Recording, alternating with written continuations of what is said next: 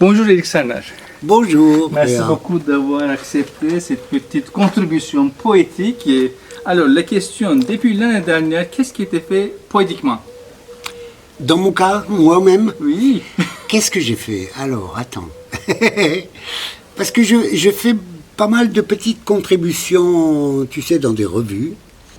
Mais bon, j'aime bien aussi mettre en forme des recueils. Alors, l'année dernière, j'avais sorti un livre à la rumeur libre qui s'appelle 99 Codas, qui était constitué, je dirais pas de haïku, mais de petites histoires très courtes. J'aime bien écrire compact.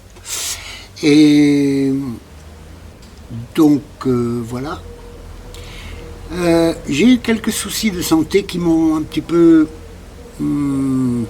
ralenti dans mes travaux, mais pas trop quand même. J'ai contribué à l'anthologie du Printemps des Poètes 2024. L'anthologie de Jean-Yves Breuzot, c'est-à-dire du Castor Astral. Il y a deux anthologies, hein, Bruno Doucet et... Je suis ami avec Bruno, mais je publie au Castor. J'ai publié plusieurs choses au Castor. Voilà. Et quoi d'autre? Eh bien, j'ai attaqué un nouveau recueil. Je ne peux pas dire le titre encore parce que je ne suis pas encore fixé sur le titre. Un recueil de poèmes et prose poétique alternés, mélangés. Voilà. Et donc ça s'étend, j'espère terminer vers la fin août et le donner, on va voir à qui. Voilà. Qu'est-ce qu'il y a eu d'autre encore?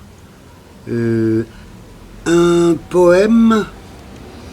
Je ne sais pas si tu connais, mais j'aurais dû l'apporter. La prochaine fois, je te le montrerai. Il y a quelque part en France, je ne sais pas exactement dans quelle région il est, un garçon qui fabrique le papier, qui imprime en typo, comme avant. Ça s'appelle le Petit Flou. Le Petit Flou. Alors, c'est un poème. Peut-être 10 pages, mais le format est tout petit, hein, rectangulaire, comme ça. C'est très charmant, c'est très vrai, parce que le papier, il le fabrique à partir de tissu. Il a peut-être une 80 hauteurs, quelque chose comme ça.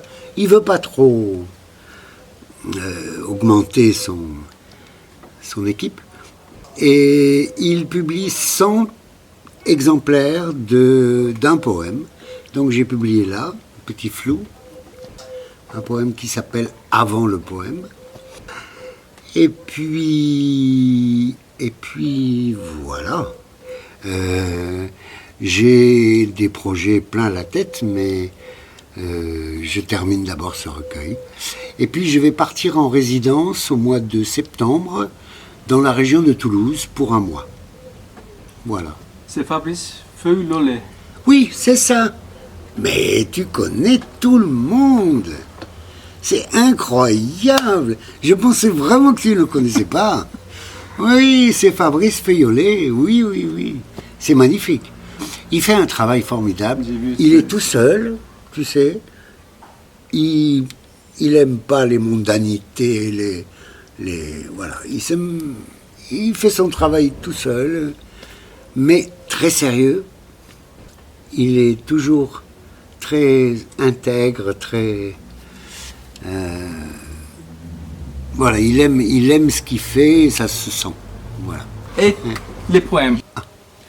Voilà le poème que j'avais donné pour le Printemps des Poètes, pour l'anthologie. Le thème était la grâce. Une grâce. Dans l'entrouvert d'un quai, chaque chose, son lointain, son proche, unis. Deux feux en tombée de nuit. Il paraît que chaque instant ne se voit qu'une fois. Pourtant, un petit nuage, poussé par ce frisson d'air, franchit les docks du port de Delft, où Johannes Vermeer, ses yeux fermés, s'ouvre aux embruns. Et voilà cet instant, son écho, son double qui monte jusqu'à moi. Encore une autre? Portez-moi en haut de la montagne, là où les arbres ne vont pas, où la craie ne crisse plus sur aucune planche, là où la voix se perd dans l'écume et les menaces. Je trouverai une rampe de satin au milieu de l'ombre.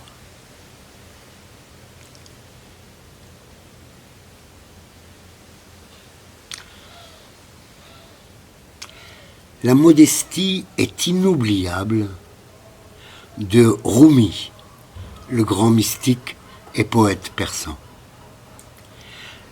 Parlant de Farid al-Din Attar,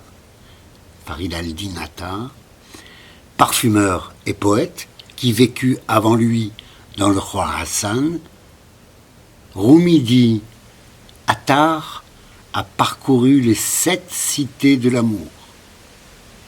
Et moi, je suis encore au coin de la rue. » Merci beaucoup. Super.